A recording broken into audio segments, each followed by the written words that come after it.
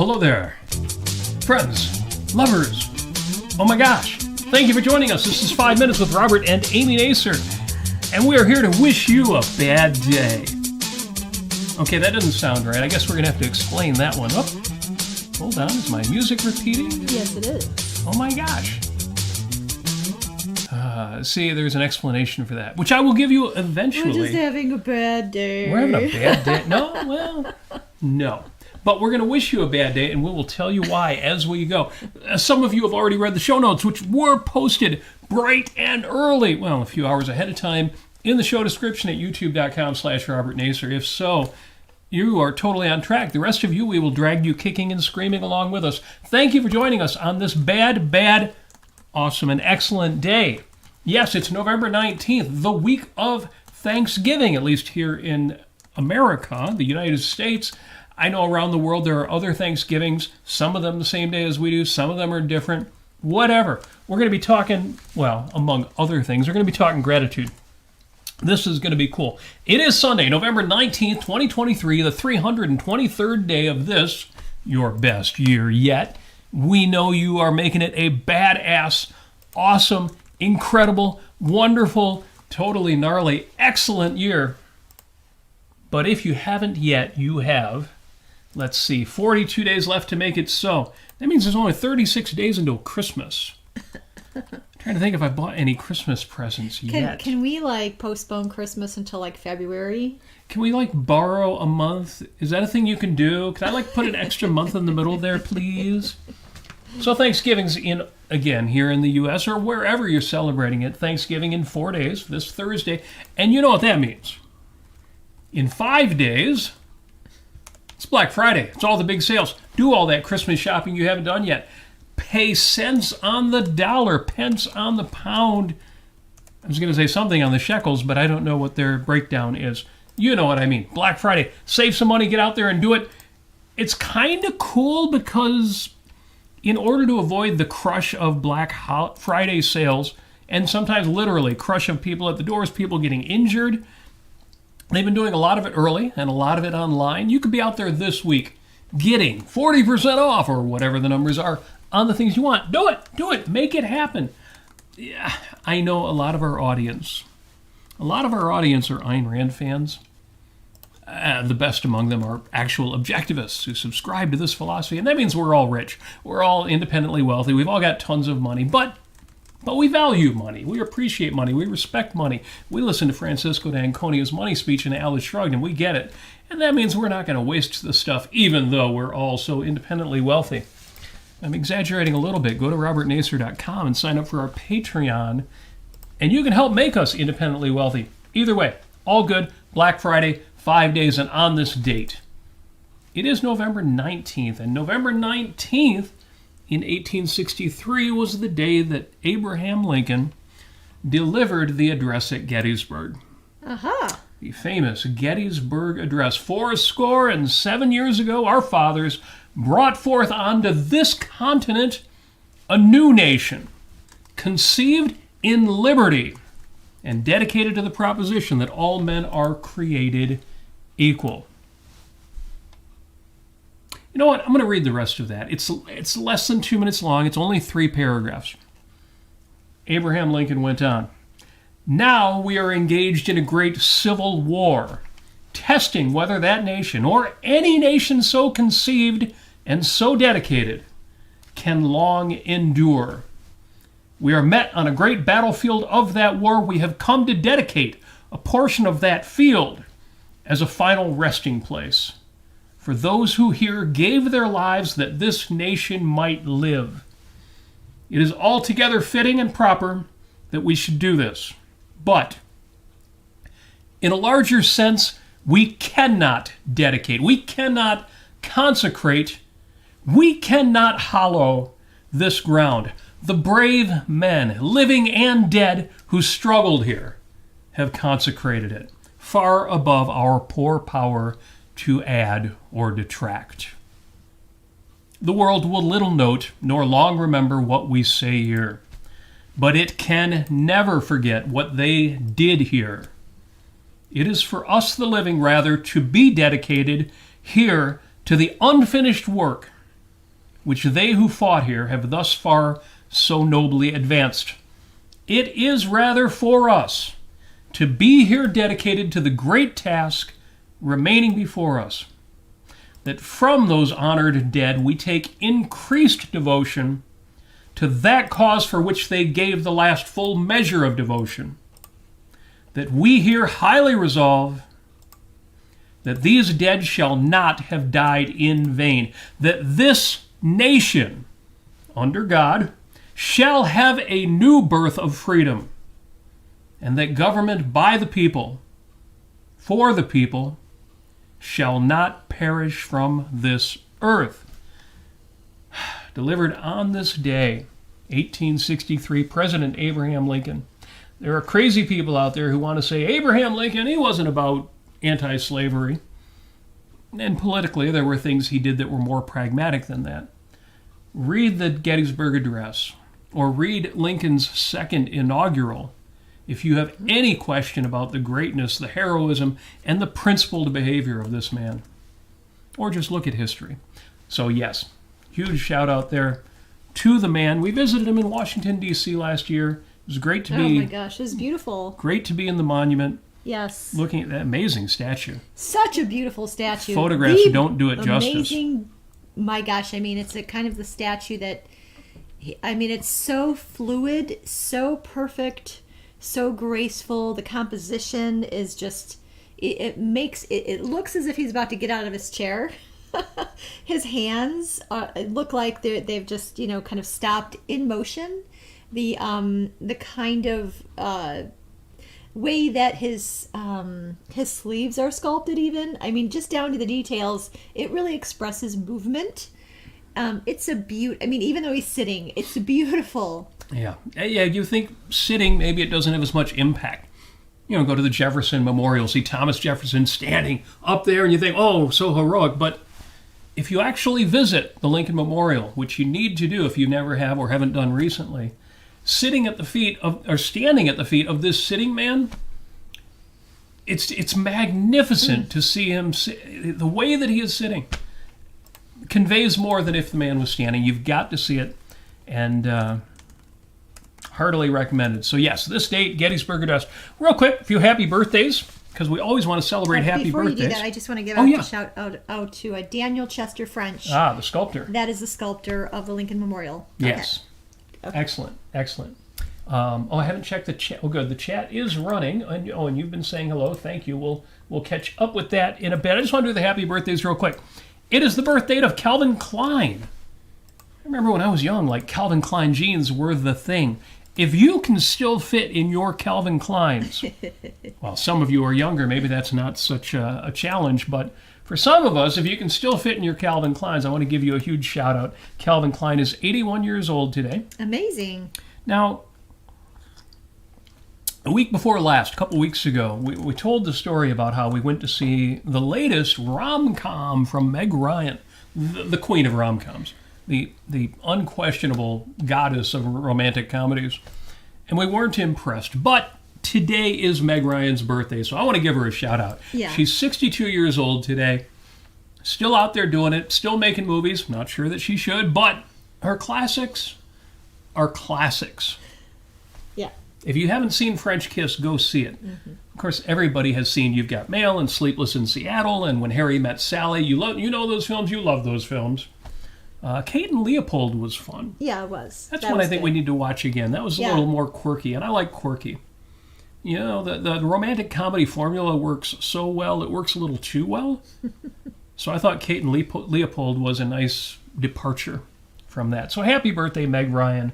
Whatever we think of your latest film, you are a success. You're incredibly rich. You can do no wrong, even when you do wrong.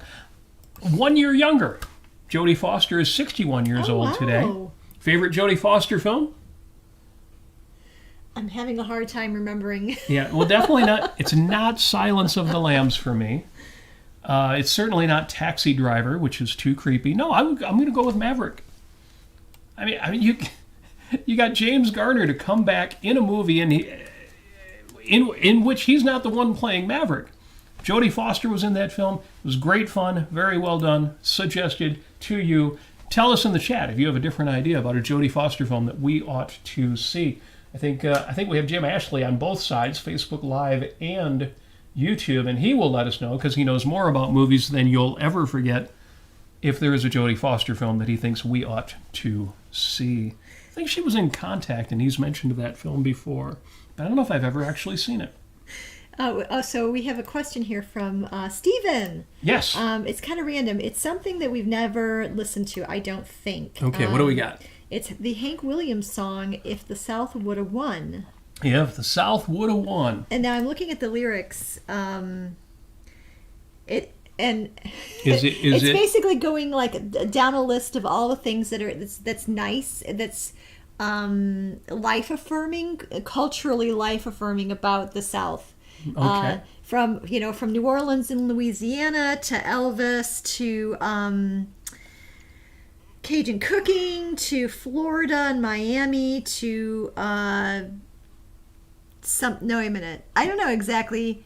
The day young Skinner died, we'd show our Southern pride. If the South would have won, we would have made it. Play a little Dixieland Boys. Anyway, it's just sort of like, it just seems like it's just kind of a list of all the things that, I'd put Hank Williams' picture on $100 bills, and so it's just kind of a funny, it looks like a funny thing. Hey, if the South would have won, we'd have had it made. I'd probably run for president of the southern states. When Patsy Klein passed away, that would be our national holiday. If the South would have won, we'd have had it made.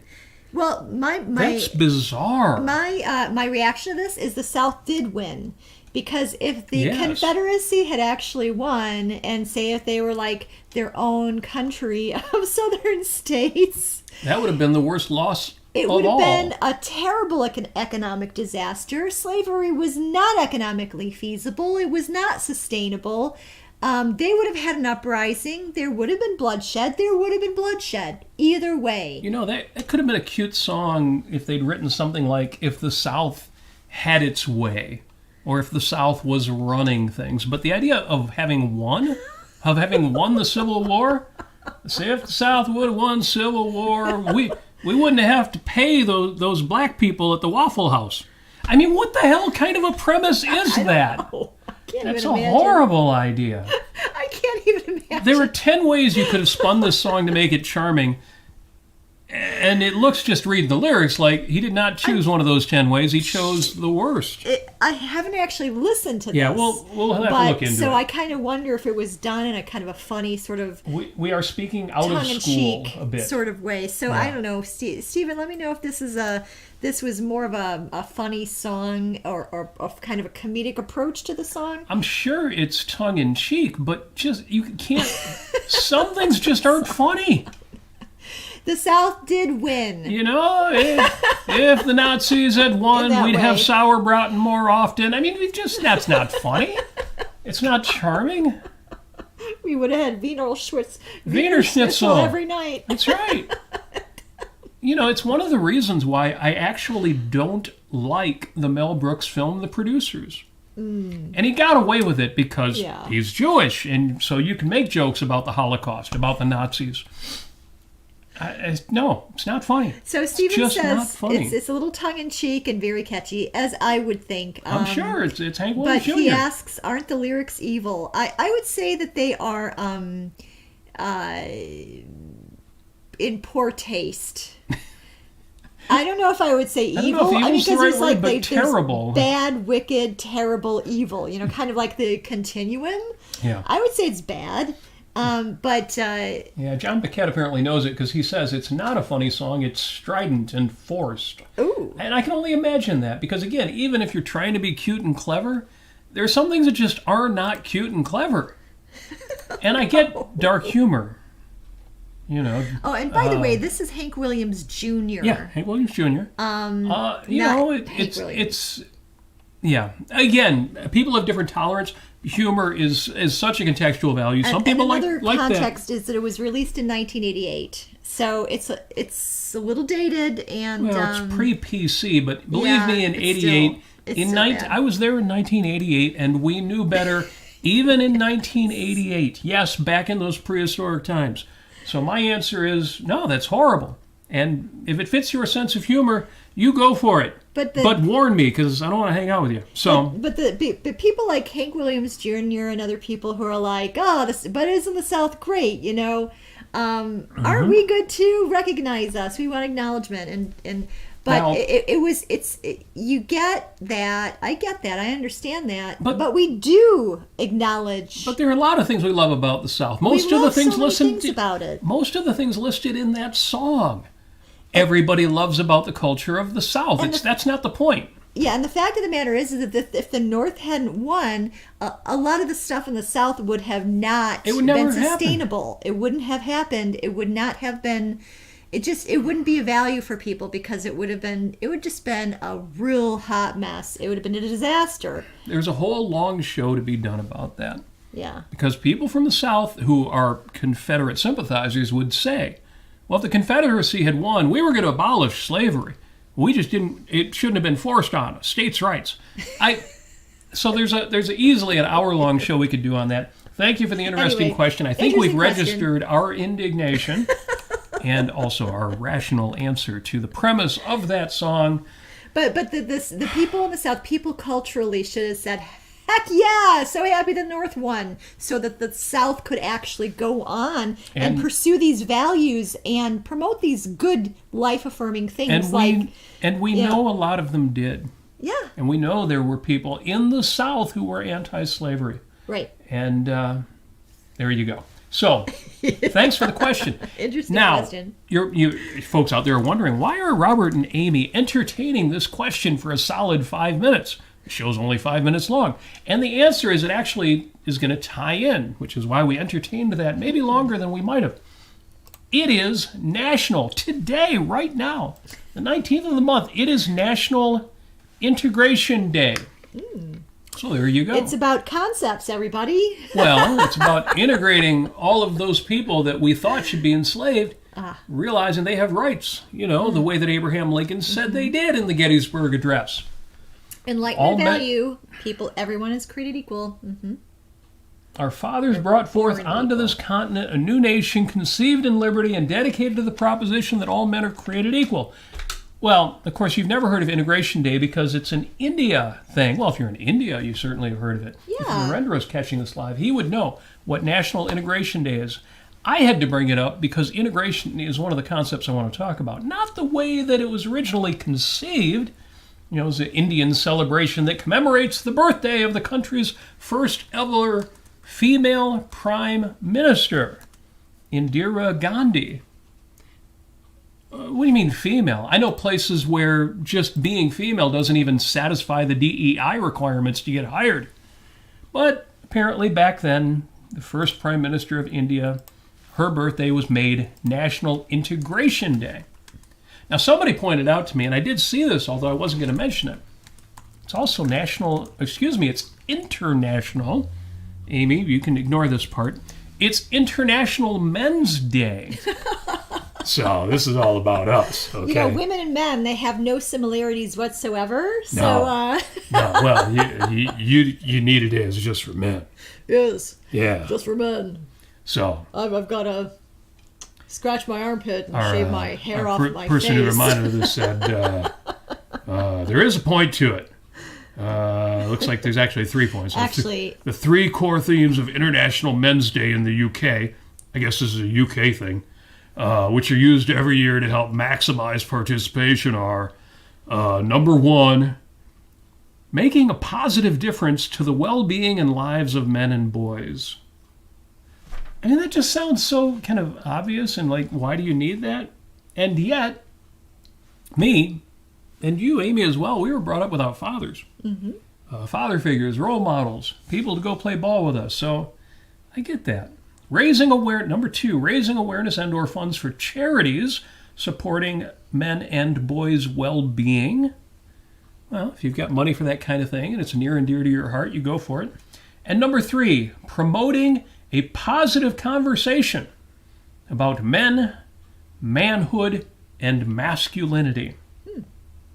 Now, again, I was not going to include International Men's Day in my list of holidays for today, but I really should have. But yeah, our friend Alex, actually, Equal to Reality, he brought it up on Facebook, and I thought that was really cool.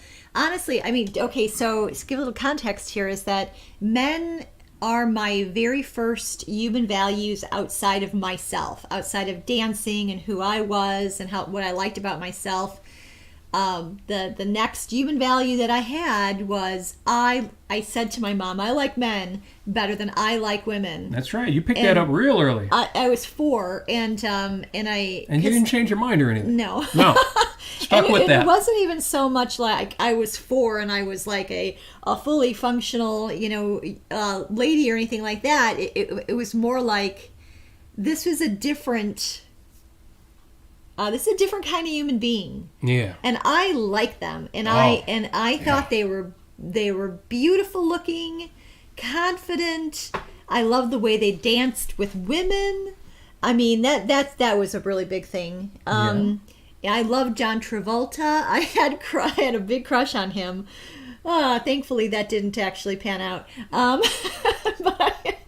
But yeah, I had a crush on a lot of men, and I had specific reasons for this, and why I liked them, and I really tried to understand and put into words why I really found them attractive, interesting, engaging, exciting, all of that. So men are amazing. Well, I am so happy we have them. It is true that Ayn Rand said, through one of her characters, women are the bunk and you know it. So, it's funny because we did a whole episode of Life on Earth called Are Women the Bunk? I thought we had a good time celebrating women. But no, today we celebrate men. It is International Men's Day. In fact, Sam, oh yes, in the chat says, hell yeah, brother. And very cool. Well, and on top of that, on average, most of my friends in life have been men. And, I don't know. Except your best friends are all women. Yes, I would say yes. Unless you're saying, except you have male friends. You are my best friend. Well, that's true too. Yes. Which means I better cut my hair and get that old man thing going. I need to, yeah. It's funny because, like, if I catch a cold or a flu, then my voice gets really deep. Much deeper than that. It's kind of cool. It's like goes down 3 octaves. I can't actually speak in a normal voice, but much more manly. Don't you think that's hot? Being like sick, but also manly? I guess not. Okay, forget that idea. Reason why I thought it was great that Equal to Reality brought this up is we're going to talk about toxic positivity. And toxic masculinity has the exact same character in that by itself it's an oxymoron. Masculinity isn't toxic. Toxic masculinity makes no sense. And it's the same thing with toxic positivity. How can positivity, the focus on values, be toxic? It's not, right? It's an oxymoron. It's a contradiction in terms. And it's a way for people who hate these things to try to bash you over the head with them. But we're going to make that connection. So yes, thank you. Thank you for mentioning that it's International Men's Day. We got another interesting question from Steven. Steven, you just keep giving us zingers. I'll try to do this one quick. What do we got? He says, is it really a man's world? A lot of it is about attracting women. Is it really a man's world? Go see the movie Barbie, and you will see the argument that it really is a man's world.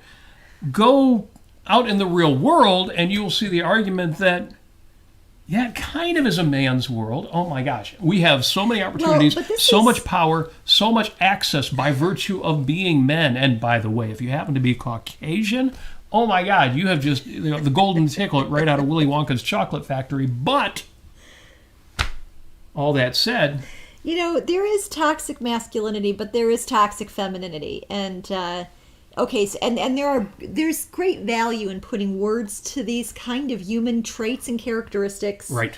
And so that you can kind of parse them out and say, this is what I like, this is what I don't like. In terms of like who runs the world, and there's always the joke among the ladies, oh, the women rule the world, men, women rule, men drool, however. But it's silly. But yeah, there's, I would say there is room for empowerment in both sexes, and it's wonderful whether you're a man or a woman living in a world that at least is semi-free, and yeah, it's great. So I'm looking at the soundtrack for the Blues Brothers movie, and somehow the song, It's Not Easy Being a Woman, Giving Yourself to Just One Man. What was the name of that song? It's not in the soundtrack. Of course, it's not in the soundtrack because it was hilarious. It was ridiculous. But it isn't easy being a woman, giving yourself to just one man. Believe me, in the battle of the sexes, each of us have our advantages and each of us have our disadvantages. And to say that it's a man's world might be making a certain point, but only a certain point, and there is so much more to be said on it. There are ways in which women have all the power. Yeah, there is ways in which women, if in the particular context. And there are ways in which women are sorely getting the short end of the stick. Yeah. So there isn't a yes or no answer to a question like that, even though it's an interesting topic about which we have done shows before. We've talked about masculinity, we've talked about femininity, we've talked about sex roles, and no, I don't mean role play, although that too. It's a great topic. Well, it'd be interesting to kind of write down our list of vocabulary and, write some, particular ideas and definitions and what integrates with each other and how contexts kind of overlap with that. It'd be interesting. I'm sure that there's already a book or many books about this subject. So. Yes. So a question like that, the best thing to do is answer it literally. Is it a man's world? Is it a woman's world? Is it any given individual's world? The answer is no. So it is quite literally men's and women's world. I would say it's the world of an individual. Well, that too, but there's a lot of individuals. It's all of our world.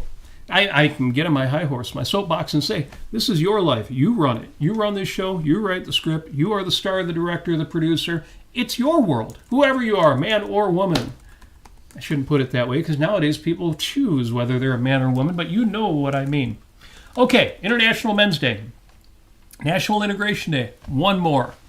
And here's where we tie it all together. It is National Have a Bad Day. Have a bad day. Do you know the first usage of the phrase have a nice day appears in the film A Letter to Three Wives? Now, you can go back in history and you can find in the 1000s, somewhere in written literature, somebody did say have a good day. But have a nice day is fairly recent. And for several reasons, including the issue of toxic positivity out there. A couple people decided they're going to start have a bad day to remind yourselves that have a nice day, have a good day, isn't always the right thing to say. It's not always the right thing to do. My response is, don't tell me what kind of day to have. Am I being detained? Right. Ossifer, am I being detained? Don't tell me. Don't tell me. You're not the boss of me. You ain't the boss of me. Damn right. Okay, the point is, I mentioned toxic positivity. Positivity, how can that be bad? Toxic positivity is when you go to a person with a big smile on your face and say, I know your mom just died, but cheer up, there's all sorts of good things happening. Okay, that's just one example. There are 1,000 ways to do positivity wrong, out of context, in a damaging, hurtful, or just annoying way. Yeah. You know, when we talk about, similarly, toxic masculinity, God, did I see a lot of that growing up. Well, of course, there's nothing toxic about masculinity, but there are ways about being manly that really aren't manly. They're cowards' ways out, but bullying, that's not masculinity. Well, it is toxic. You get the idea. Failure modes. When we say toxic whatever, and assuming that we're not some, postmodern, multicultural, PC, name your acronym type who's trying to change the character of Western society, toxic just means taking this thing and getting it wrong. So the folks decided to start National Have a Bad Day as a reminder that, if you're having a bad day, maybe that's the right thing to be doing. Maybe you need to be sad. Maybe you need to be angry. Maybe you need to take action, and you're not going to take action if somebody just comes along and says, don't let it bother you. And I have to mention it because I'm the kind of guy who might be mistaken for being that kind of toxically positive. Is toxically a proper adverb? Toxically positive person. I think that's right. We'll talk about this just a bit more in a moment, but first, real quick, shameless self-promotion. And what are we listening to this week? I got nothing. I actually have Amy something. does. I have something. Okay, so Now, this is some... Oh, go ahead. Now, first, Amy did appear on an ARC UK reality show, title of which was Victory is Near? ? Link to that is in the description on YouTube and on the Facebook side. All of these... all these reality shows about Israel are all blurring together. So ever since October 7th, everything on the ARC UK has been about Israel.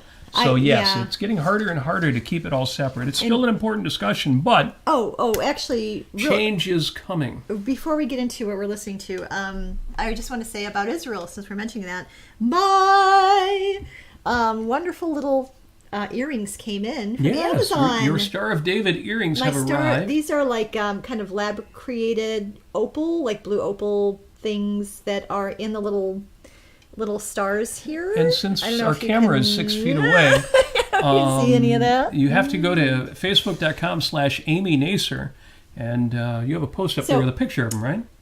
Yes, I do. In your thread somewhere there. And I'm actually going to go ahead and convert them to the kind of earring thing that I need to convert them to in order to wear them. Amy does jewelry work and modifies her earrings to her preferred style. So, I've got like a couple of these wonderful needle nose pliers, Wow. Ooh, ouch, ouch, ouch. So, hello, it's our special guest, needle nose plier. Yes. Okay. So anyway, I love these. I've used needle nose pliers since I was a very young teenager and making all sorts of strange wire jewelry. And so anyway, I'm going to go ahead and convert these to earring things, that little hooks that I'm going to be using to wear them right now. So, okay, what's next? You're doing your jewelry modifications while we speak? Yes, so this is sort of like you get to see what it looks like when Amy does jewelry work. This is like a craft video. I wish we had the means to zoom that in. I know. So now I've got the little Star of David off the thing, okay, and then I've got a little jump ring, and now if you're not going to be able to see this, but if our one-time assistant, who goes by the screen name 32-bit unassigned individualist, if he was here right now, he would be able to walk over to the camera and zoom in on you. But you'll just have to wish that could happen, because it's not going to. You open up the jump ring, so you put a little bit of space into the thing. Okay. You stick it onto the little lobster clasp. I need to make a video of you doing one of these. And then you put the jump ring into the little star, and then you close up the jump ring. And I hope you folks got that from a distance. That is it. I'm just going to make sure that the jump ring is looking good and tight. Good and tight. And there it is. So all I need to do now. So I've got these. I'm always wearing these little tiny hypoallergenic pure silver hoops, and that's because I have very sensitive ears. So or ear holes. Once you find something that works. So I just put these lobster clasps on the earrings itself, and then I just go ahead and put that on there. And there it is, dangling so beautifully. So Jennifer is in the chat and says, are you going to wear those to Getty's show? Yeah, I'm going to wear these just about every day of my life until Hamas releases the hostages and they blow themselves up and die and things. Whatever. Accidentally or on purpose. I'm good either way.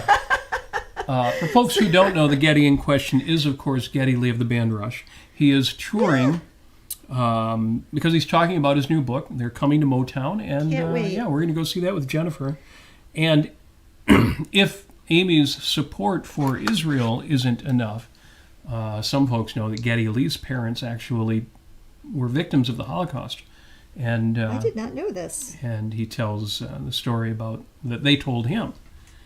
And there's a whole chapter in the book about it. And so who knows? If we actually, get a chance to wave at Getty or say hi to him, he may see your earrings and appreciate the sport. Yeah, I'm sure he'll see my earrings from the stage. Well, I mean later, afterward, if we get to meet him somewhere. Yeah, no, catch him in the hallway really or out nice. back by the tour and bus. I'm looking forward to, I don't know, maybe somebody will be able to compliment my earrings, and because I'll be wearing them at work, I'll be wearing them anywhere I go, and I mean they're not like extremely big and bold or anything, but they're noticeable enough. And I think they make a bigger statement not being big. They look elegant, they look charming. Yes. And they're very lovely. Very high quality. Yeah, they are. This is not cheap stuff here. Good. So, hot topics for this week. Well, we went to the circus. Yes, we did. I wish you'd had those earrings to wear at the circus. Oh, yeah. Although, it's kind of an environment where you weren't seen by a lot of people. But no, it was dark. But we were out in public. We went to the circus. And the circus hasn't been, if you know Ringling Brothers and Barnum and Bailey Circus, they haven't been touring for the last 6 years. They stopped in 2017. And a combination of business issues and cultural issues. People had issues, for example, with them having elephants. And they didn't like the way the elephants were being treated. And they had been scaling down the animals as part of the circus for years because they didn't like the way the lions are being treated. And they didn't like the way these animals are being treated. Well, when they stopped touring in 2017, that was one of the reasons. And they just started up again this year. So you should go out and see Ringling Brothers and Barnum and Bailey Circus. Because we went. And it is much more modern now than it was in the past. It's still a 3-ring circus, although it's a ring in the center and 2 big stages on either side. But the focus now is on people. It's acrobats, performers. And Jennifer asks, did they have dogs? And no, they did not have dogs, they had a kind of an equivalent of the Boston Dynamics, like a small Boston Dynamics robot dog. They had a robot dog. A robo-dog. Given everything, it probably was manufactured by Boston Dynamics. Yeah, I think it was. It looks like one of those dogs you see that dances and does amazing robot things. Yeah. So, I don't know, in a way I almost wish they hadn't done that because it reminded me, oh yeah, it's a shame they don't have real animals anymore. Right. But they pack so much into the performances that you don't miss it much. No, there was so much going on, you couldn't take it all in. It's funny, they replaced the animals with things like kids on BMX bikes doing stunts you've never seen before, even if you watch BMX motorsports and, extreme sports. Amazing. It was great. Young people doing really cool things. And a big part of the focus now is performers from around the world. So they would have monitors, enormous monitors up in the ceiling telling you where different performers were from. Yeah. But all the things that you want in a circus, other than the animals, were there. Right. They had the trapeze artists. They had the tightrope walkers. Yeah. They had people doing the kind of stunts not only have I never seen, but I could never have imagined. Yeah, I know. There were things that I just couldn't even believe that these kinds of things were humanly possible. The kind of flexibility and strength and talent and precision the human body is capable of, and these performers were just amazing. And spectacle and lights, special effects and music. Some of the modern technologies we talked about when we talked about Taylor Swift. Yeah. And her current tour and her movie and hydraulics. I didn't even know they could do that. Some of that showed up in this. Portions of the stage rotating, portions of the the center ring, portions of it elevating, things going up and down, use of video screens in ways that I didn't realize you could use them. Just brilliant, very nice. If you get a chance, you should go see. Amazing. Just things like I can't believe I'm not witnessing terrible injuries, in front of me. Now, the kind of, like I say, the kind of precision is amazing. Okay, yeah. Now the reason I mention this, and what ties us all together, with this idea of toxic positivity and have a bad day. We're at war. I'm sorry, Akira mentioned in the chat. It's hard to watch ARC UK on a regular basis now because we're getting war fatigue. It's just too sad. It's just too depressing. Yeah. And, you listen for the news. When something new happens, you want to hear that. You want to know. But as far as the ongoing conversation, at some point, it just gets to be too much. And I totally get that. In fact, Akira says in the chat, so it's not just California. Are circus animals illegal in Michigan, too? I don't know. I don't think so. Given the kind of petting farms, petting zoos, things we see around Thanksgiving and Halloween, I don't think they're illegal in Michigan. It's just that Ringling Brothers isn't using them. It's a national act, so they're doing what they're doing everywhere. And there are just too many people who didn't want that to happen, whether it was illegal or not. So they've got so many other entertaining things they can do. It's a bit of a loss, but not that much. Stephen asks, have we seen the movie Executive Suite with William Holden and Barbara Stanwyck? I don't think we have. I don't recall, so probably not. Okay, tell us. Get that on our list. Is that something we should be watching, Stephen? Let us know. I've heard of it before, and I know it's been recommended. I love Barbara Stanwyck. I gotta say. Yes. So, Amy, you posted a song by the Smiths. The Smiths. They're so happy and jolly. And, I'm sure everybody who is in the chat and listening right now on the podcasts and the platforms, you're probably all Morrissey fans. But for anybody who is not already a fan of the Smiths, what made you post this song, Sheila, Take a Bow? Well, you mentioned National Have a Bad Day. National Have a Bad Day. Don't tell me what kind of day to have. And so, and we were also going to, if we have time, we'll get into how to turn a bad day around. I do have a list of that. But you know what? The Smiths have very cathartic songs, especially, it's sort of like the Delta Blues, but it's absolutely not like anything like the Delta Blues. It's something that you listen to when you're sad and you're depressed and you need to feel like somebody else understands your emotional state and can sympathize with you and can empathize with you. And so listening to Sheila Take a Bow by the Smiths, so it starts out with, is it wrong to want to live on your own? No, it's not wrong, but I must know, how can someone so young sing words so sad? Sheila, take a bow, boot the grime of this world in the crotch, dear, and don't go home tonight. Come out and find the one that you love and who loves you.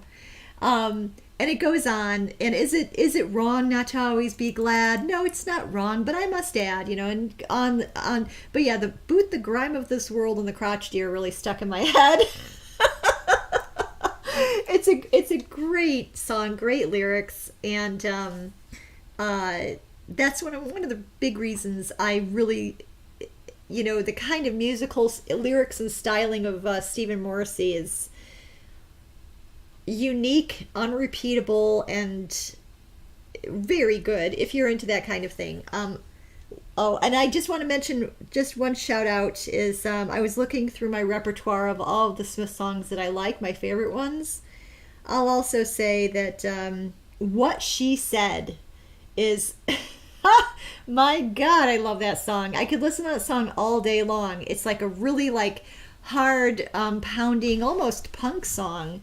But it's great. It's very funny, in a way. But there's other songs like There Is a Light That Never Goes Out. Much more, a lot of pathos in that song. Heaven Knows I'm Miserable Now. The penultimate cathartic song. And then other kind of more upbeat things like William, It Was Really Nothing, and This Charming Man. Very good. So I was telling a good friend last night at Great Lakes Objectivists Thanksgiving dinner. Yes.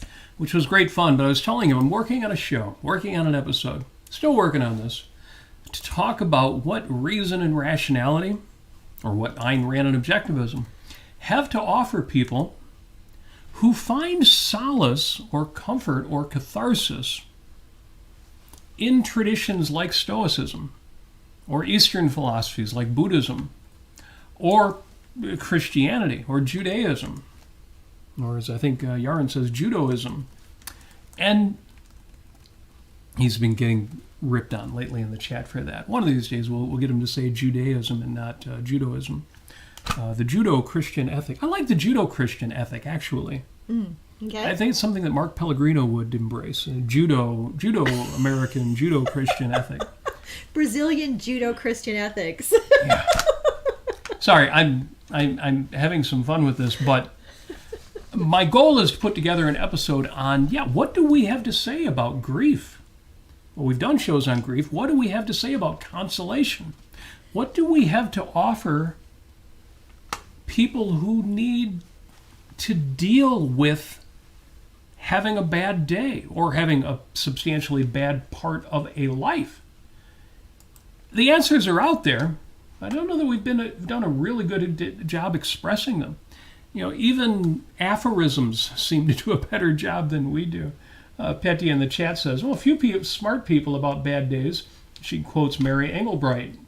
It's just a bad day, not a bad life. In other words, it's okay that you're having a bad day. Yes. Just realize this is a day that's, the rest of your life is going to be something else. It's okay to have a bad day. She quotes Abdul Kalam. If you wish to live to see better days, then you must endure the bad days. Well, okay, fair enough.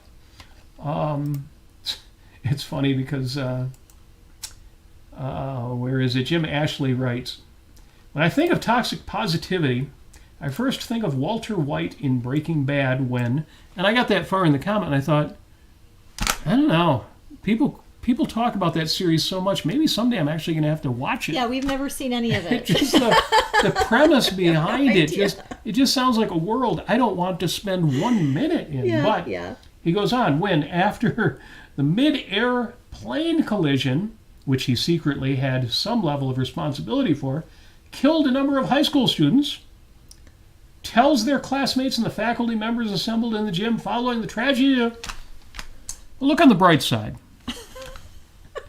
Yes, that is archetypical, stereotypical, toxic positivity. It's just a bit of toxicity there. Yes. Again, because we do encounter grief. Yes. There are situations where we need to be sad in order to be aligned with our values. And not faking it and not pre-programming or reprogramming our minds, brainwashing ourselves to have the wrong reactions. No, you don't want to force that stuff. Yeah. Similarly with anger, there are things we should and must be angry about. Yeah, and it looks like we're going to go over time, just so you know, but that's okay. We've got Sam here in the chat on YouTube. He says, "How can one keep from surrendering to the process of feeling that you feel? I'm so sorry. I'm trying to read this, and the syntax isn't quite right."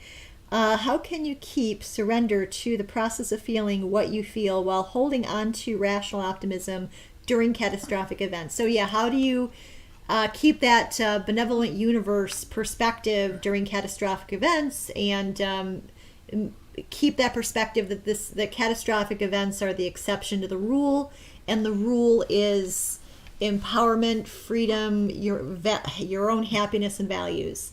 Let me start off with the way most people would say it, and then I'll tell you the way I think you should think about it. The short answer is, when you are sad, when you are angry, when you are struggling, in other words, when you're having to endure not just a bad day, but a bad week, a bad month, a bad part of your life, it's okay to feel that. And you need to tell yourself it is okay to be feeling what I'm feeling. Now, why do I say that's how most people would say it? I don't think it's that empowering, but if that works for you, great, and you use that wording. I would never say it's okay to be sad. That implies a permission that nobody can give you. And I guess you can give yourself. No, what I would say is, it is right and reasonable for you to be feeling what you're feeling. Mm-hmm. Saying okay implies a kind of, it's okay. It's not the greatest, but you're not either. Yeah, You don't really that's the little- have to the feel little- guilty about the this. little monster in the back of your head that's putting yourself down all the Yeah. time. If you have questions about this issue, I did an episode with James Valiant of our Wednesday show. Just look this up. The curse of emotional shoulds. Yes. In other words, trying to force your feelings rather than accept your feelings and then think about them and figure out where you go from there. You should never tell yourself, I should feel a certain emotion. You can tell yourself, I should be thinking this. I know this to be true. I should do this other thing. I should change my actions. The one thing you should never try to do is take a claw hammer to your own emotional mechanism. So the first thing you do is you say, it is right and reasonable for me to be sad, angry, in grief, feeling despair, because, well, here's the facts and here's what's led to it. I understand why I feel this way, and I'm going to go with it. I've got to go through this. Mm-hmm. I can't take a shortcut out of grief or out of anger or out of injustice. Yeah, it's the whole way. The way out is through. The way out is through. And so Sam says he. Well, that gets to the second half of the question. Yeah. So The second half let of me the- let me reread it though, because he corrects it. How can one surrender to the process of feeling what you feel while holding on to the rational optimism during catastrophic events? So, right. And, yeah. and that's why I say there's a second half of the answer. And it's implicit in what you said, Amy. The way out is through. Yep. You've got to go through it. You've got to do the stuff. You've got to take the steps. You've got to take the actions. And you've got to let it happen. But the way out is through. And so you always have an eye, if not a feeling, you have an eye on the way out. Yep. You know this too shall pass. Yes. This too shall pass doesn't negate the thing you're going through, but it does remind you when this is over. And maybe it'll never be over. You lost a loved one, and grief is a process. But at the end of grief, there's still that feeling of, yeah, but the person isn't here anymore. But the way out is through. And It's why I've kind of resisted some of the focus on the war that we've had on the ARC UK channel, because we're talking about what we're fighting. And we need to talk more about what we're fighting for. Right. Why we're fighting. Why we want to get through. And again, not just the war. Our own personal challenges and issues. What are we fighting and what are we fighting for? And it's not either or. You got to have both. in terms of the Israeli conflict, or I'm sure I should say the Hamas war, to be completely accurate and correct in saying that, there's not a lot that we can do to change things or to help, except obviously, supporting our Israeli friends, our Jewish friends, showing support in whatever way you can, putting up those posters of the hostages. I've seen people do that. I haven't yet done that, but I thought about it.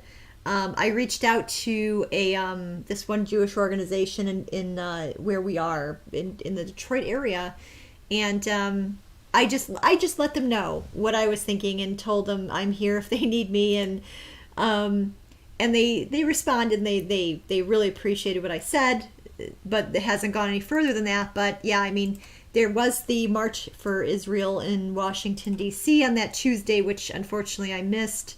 I found out about it like a day before. So I'm on the radar and I'm on the email lists. Get on the email lists. Try to figure out if there's any kind of, if you want to attend rallies, you could do that. If you want to write letters to the politicians, you can do that. You can do a lot of things. You have a lot of empowerment. You have a lot of things that you can do. But, and I'm trying to focus on like, what can I do? And what can I step away from? How can I curate my day a little better? Because, I mean, the compulsion that I'm experiencing right now is not a good thing for me, where I'm kind of like, oh, what's in the news? What's happening? What's, and it's just, it's kind of beating me down a bit. So I've been having bad days. I've been having bad days because of this and some other reasons too. But, it's just, you got to focus on the fact that you do have an emotional mechanism. You need to acknowledge and put into words what you are feeling, and you need to especially acknowledge and put into words the values that you feel are threatened. And then you've also got to take that extra step that Jean Maroney always talks about, is asking, is this really a threat? Or are you making a mountain out of a molehill, in other words, or awfulizing or catastrophizing something? And if it is something that really is affecting your values, and this Hamas war is definitely affecting values, try to find constructive ways to take action to support and to empower and to help people get the facts straight, and things like that. But there's more to it than that. There's even things like, if you can't get yourself out of a funk, do something physical. Go for a walk, take a hot bath, do some stretching, whatever, in that kind of line of things. Do some journaling, do some morning pages. We've talked about kind of stream of conscious morning pages. Getting out all the little thoughts that are living in the crevices of your mind that need to be actually articulated. All that. So, it's there are a lot. Is there any thoughts that you have, Robert? Because I could go on. Yeah, I'm glad you mentioned catastrophizing. Yeah. Because there's a real false alternative there.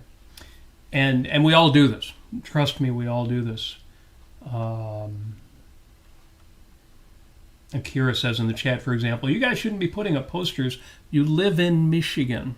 Oh, there's... As if we're surrounded by threats, and we're kind of should be paralyzed. No, we're not. And I totally get that. Now, here's the point I want to make. It's not that Akira is wrong. For example, Akira says, I saw people attacking Geddy Lee on a comment section for just saying he considered October 7th a tragedy. He didn't say anything else. Now, here's what I want to say about that. I mean, first of all, the first thing that needs to be said is, it's unfortunate that happened. Geddy Lee is right, and nobody should have been attacking him. The second thing that I want to say is, that's a disappointment that people did that. And it's bad that they did that. It shows a moral failing on their part. There's bad people saying bad things. I don't consider it a big tragedy that somebody was criticized on the internet. It's disappointing. Yeah. So I don't want to trivialize it and say it doesn't matter, it doesn't mean anything. And I also don't want to say, oh, this means the end of the world. And that's why I'm glad you brought up the concept of catastrophizing or awfulizing. There's a lot of bad stuff going on out there that's really bad, and we should be indignant. We need to right-size our reactions. When I see people doing things today that I wouldn't have imagined 2 months ago, much less 10 years ago, I have to realize it's kind of the same thing that I said after Donald Trump was elected president. It's not that the world changed. It's not that everybody got worse. It's not that people suddenly became something else. We're living right now on November 19th, we are living in the same world with the same people and the same ideas and the same culture and the same philosophy and the same economics and the same everything that we were living in on October 6th. We've learned a few things about what people are capable of. And it's made a lot of us think, oh, the world's worse than I thought it was. But in the objectivist community, that shouldn't have been the case. We have known all along that for all the good things that people do, they also believe a lot of terrible things, and they are capable of saying terrible things. And a few of them are capable of doing terrible things. And yet, all of that good is also still out there. Walk into any skyscraper, any office building, or any department store, or any coffee shop, or any park, assuming there's no protest going on at the time. Go to any symphony, go to any sports exhibition, track down tickets to the Ringling Brothers and Barnum and Bailey's circus. Go anywhere where people are gathered to have a good time, and you will also see the good in people. It didn't change on October 7th. There's always been terrible stuff out there in the culture. It's why we are philosophical. Well, that's the second reason we're philosophical. The main reason we're philosophical is to live our own best lives. But those are not two separate issues either. Yeah. So I totally get what Akira is saying in the chat. Yeah, I totally get being disappointed, but here's the takeaway, is the word disappointment. Learn that word. Learn disappointment. I know what disappointment is. Learn to use that word when you feel a crushing blow. When somebody that you really admire, say Ayaan Hirsi Ali, leader in the New Atheist movement and somebody with a great personal, heroic story herself, publishes an essay that says, "Why I am now a Christian." Yeah. That was not a catastrophe. It was not the end of the world. It was not a huge blow to philosophy. It was a big disappointment. And I use the word disappointment because not only because it's the right word, but it's the right size word. And the more you can do that, the more you can right size your evaluations, your judgments, the more you'll find your emotions too will follow, and they will be right sized, and you will be sad, and you will be disappointed, but you won't necessarily be heartbroken or crushed. Yeah, the word that I like is commensurate. So it's like the crime fits the punishment kind of thing, you know. Yeah. But it's the reaction fits the situation, it's you know, back in the 80s. When we used to listen to this crazy objectivist named Mark Scott, who is since deceased and everything, and he went Excelsior. What else did he say? I forget. But I don't know. Most of his lines he stole from the intellectual activists. Without giving them any credit. He was not the most decent person in the world or the most rational, but when he was younger, he was really good. When he was younger, he was very good, very Before sharp. he got bitter and angry and a little senile. And, by the way, that is a cautionary tale. Yes. If you look at the life of Mark Scott, look him up from the Detroit bitterness area. and anger will do you no favors. No, you're not your own best friend when you decide to shape your life in that way. But he would always say, "The world is going to hell in a handbasket," and a lot of other talk show hosts would say that too. But yeah, the world's going to hell in a handbasket. And, well, you know, it's been that way for 40 years now. And, you know what? We're still in the best country on earth. And we still have access to the best ideas on earth. No one's being burnt at the stake for their ideas or questioning things or questioning authority. And yeah, you've got a lot of people who are terribly confused or terribly vicious, whatever it may be. Those sorts of things are going to sort themselves out, and they do. And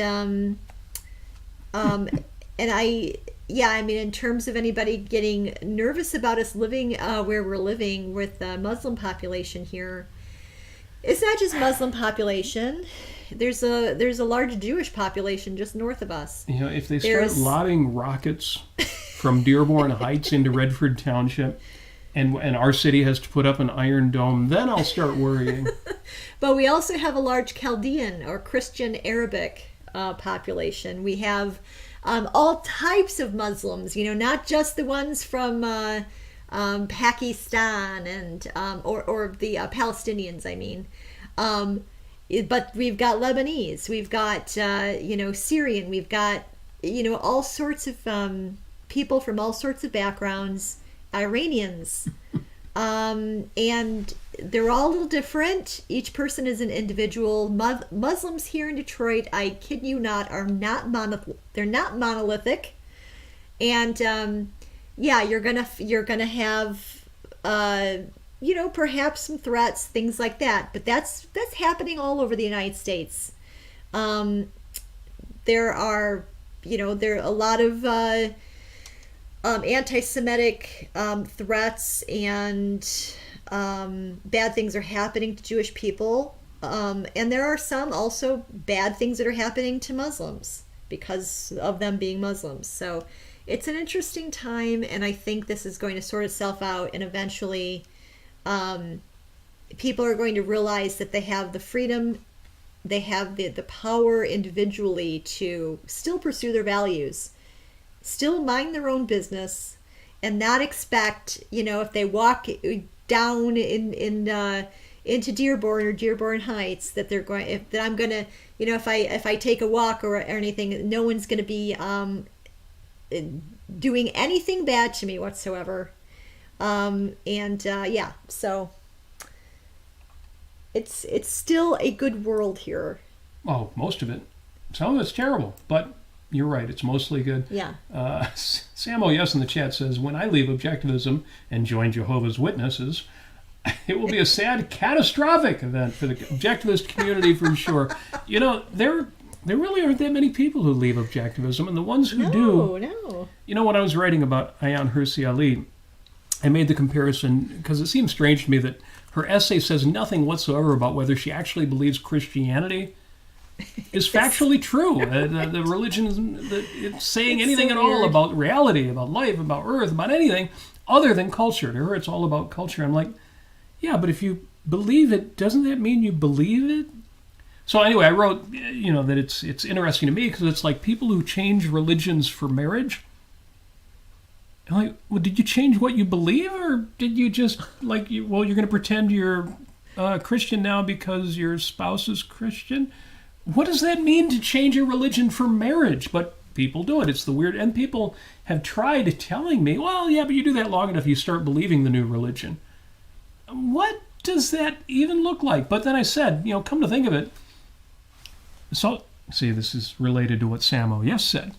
Come to think of it, this brings to mind people who adopt objectivism because it seems to align with their worldview, usually in regard to politics or their own personal rebelliousness, and then they discover, oh wait, this is a comprehensive philosophy, like with actual tenets in metaphysics and aesthetics. And not only is it internally logical, but it's actually in accordance with what's real. Amazing. So yes. That was a big disappointment that Ayaan Hirsi Ali has adopted Christianity, and I believe that she'll probably go through more changes like that, because if she had as little reason for this change, other things will happen too. And again, I've known people like that in the objectivist community too. Jennifer Lionberger makes the point that, yeah, but if Yaron Brook left objectivism, that would be a catastrophe. Well, yeah, yes, it would be a catastrophe because in terms of advocacy, in terms of getting this philosophy out in the world and changing people and helping people, there's nobody better out there than Yaron Brook at what he does. And I've made that point before. There are people who criticize Yaron. They criticize him because, all of these different reasons. They're constantly slinging knives in his direction. They criticize him because he thinks the word remnant has 3 syllables. But there is nobody out there, you name for me one person, you folks in the chat, tell me one person who is as good at what he does. Right. Not just in terms of speaking. He said himself, he's not the world's greatest public speaker. But bringing his knowledge to the fore, his knowledge of world events, his knowledge of politics, his knowledge of economics, and his knowledge of objectivism. He often says, don't give me the heavy philosophical questions until I have somebody like Greg Salmieri or Harry Binswanger on the show. But he's really good even at the philosophy part. Right. Who is better than Yaron Brook out there at doing what Yaron Brook does? And there's no question what Yaron Brook does is incredibly valuable, and I would even say important. That you could argue, but valuable? There's nobody better out there. I can't do what Yaron does. Not in terms of his breadth of knowledge, what he brings in terms of just knowing what he knows about world events. I know. I can't do what he does. Yeah, I mean, he is a very articulate Renaissance man. Sorry. Who's in the tail? Samuel Yes says, "Oh, Rucka Ali is clearly better." I have not heard Yaron write one decent rap song. That's correct. So Rucka is better. You're right. That's the record of this here. There's 0 rap songs by Yaron Brook.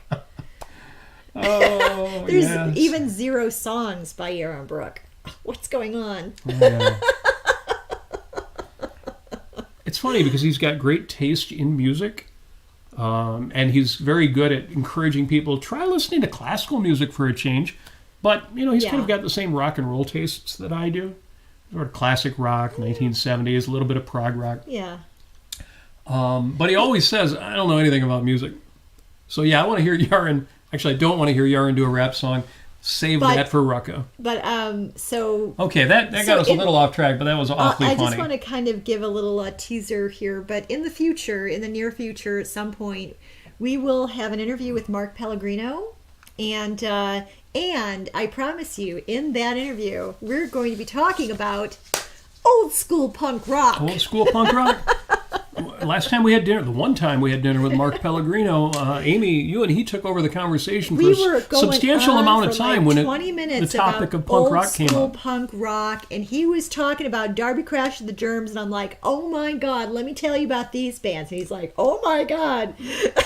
And a lot of the things that you, Amy, and Mark had in common. It's ridiculous. Well, you've lived in Motown all your life, and Mark has lived in California, and he got to see a lot of the LA punk scene in person. Right. So that made for a great conversation. It's great. It'd be a great part of an interview. Well, we are really running over, and so real quick, I'm going to go over the list of things I said we would touch on tonight, which I may or may not have kind of hit and run, a little drive-by shooting there. Real quick. On gratitude and benevolence, it is Thanksgiving week. We are surrounded by miracles. Whoa. No. When I say miracles, you've heard me say this before.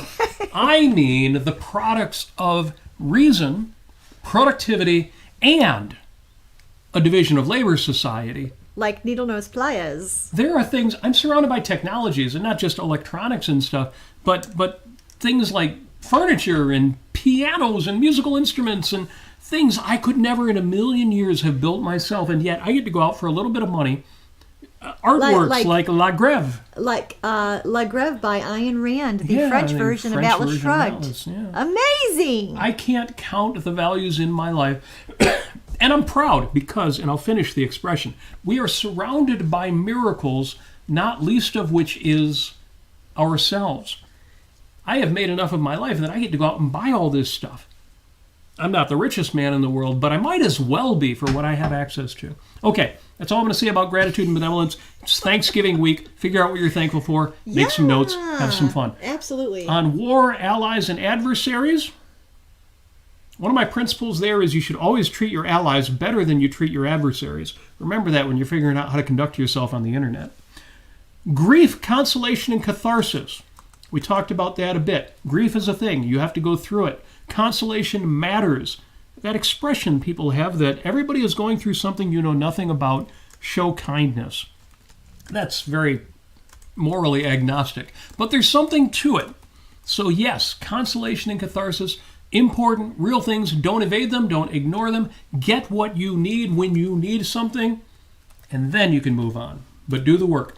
Holidays joy. Holidays and joy. The holidays are coming. I've done whole shows, Amy and I have done whole shows on, for example, weekends and holidays. How to get the most out of Christmas, how not to have that sense of, oh my God, everything's crazy and I'm anxious. Yeah. Get out of that anxiety. How not to have that sense of guilt of, oh, I didn't buy the right present for the right person. Yeah. No, you don't want any of that.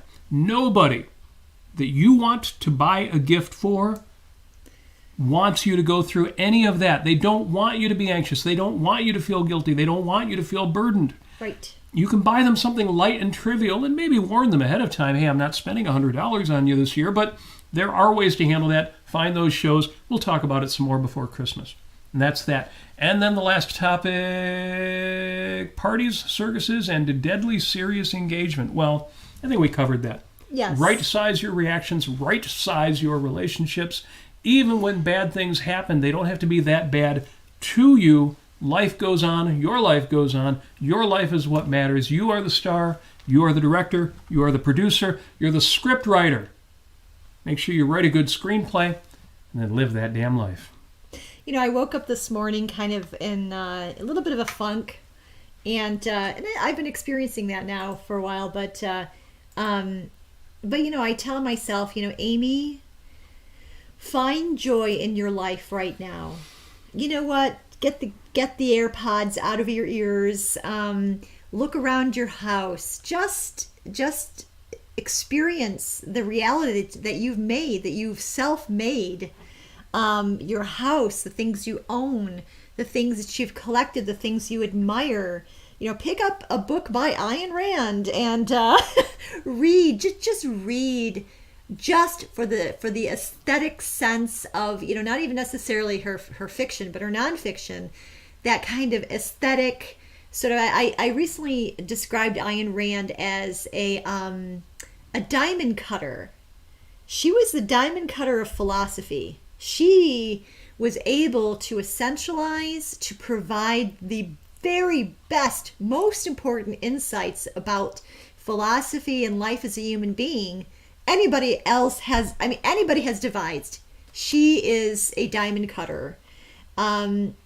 Just for the pure sense of efficacy and talent, conscientiousness, brilliance, genius of her writing. Just pick something up and read it and just marvel at it and say, this is an achievement, and this achievement is a gift to me, and it's inspirational and aspirational, and I'm going to try to elevate my perspective of life, and the good and the great and the virtuous is possible in life, and here it is. So that's all. That's what I wish for all of you, especially during these times when things are very bafflingly bad. And but yeah, Robert, you're very right. You've got to right size your emotions, and of course, there's always you can do what you can do, but not what you can't do, and you need to make those distinctions. And yeah. Yeah, well, I'm glad you mentioned Ayn Rand's writing, because speaking of benevolence, Ayn Rand didn't live for me. And yet, from my perspective, she absolutely did. She wrote these books, and now I get to read them. It's all about me. Yep. Thomas Edison didn't invent the light bulb for me, except he kind of did, because it's out there now, and I get to buy light bulbs anywhere I want. Actually, if I want the incandescent ones, go to Amazon. They still sell them. Everything I'm surrounded by. It's the most amazing thing. All right, real quick, Post-it note for the day. It's have a bad day. So I made a Post-it that said have a bad day, and then I threw it out, and I made another one. My Post-it note for the day says, make a nice day. I'm going to put this up this week on my bathroom mirror and remind myself that, well, you could say have a nice day, or you could say ensure that's going to happen. Make that a nice day. Now, we could have a whole episode on, well, what do you mean by nice? Nice, it sounds kind of frou-frou. Well, you get to decide what it means. But that's my Post-it note for the week. I love these. They're kind of oversized, so they don't quite look like Post-it notes, but they really are. These are the big legal pad sticky notes, these ones in blue. So I'm going to make a nice day. I'm going to do that all week. And I'm going to have an excellent Thanksgiving. And you are too, because I am telling you, I am ordering you, and I am giving you permission. Permission is a big thing. People need permission. They need to be told it's okay. We mentioned that earlier. It is okay for you to have a great Thanksgiving week. I am giving you permission to have a great Thanksgiving week. Encouragement. And if you're that kind of person that just needs to hear it, I am ordering you. I demand that you have an outstanding Thanksgiving week. Folks, thanks for joining us. We may well have broken a record on breaking the show amount of time that we've been running. The show's been too long. And yet, I see the chat still moving, which means many of you are still here. Thank you for that. Akira says, like the show. I agree. If you're on the YouTube side, click that like button. If you're not already a subscriber, you're already a subscriber. But just in case you're not, click the subscribe button. Thank you for joining us. If you want to support the show, the Patreon link is at robertnasir.com. Thank you. We had a new supporter come up recently. I want a huge shout out. Thank you for joining us. Thank you for supporting us. We wish you every success that you so richly deserve. We wish you a fine Thanksgiving. I'm not going to say we wish you a Merry Christmas yet. No, yeah, I am. We wish you a Merry Christmas. And more than that, as much as that, we wish you love.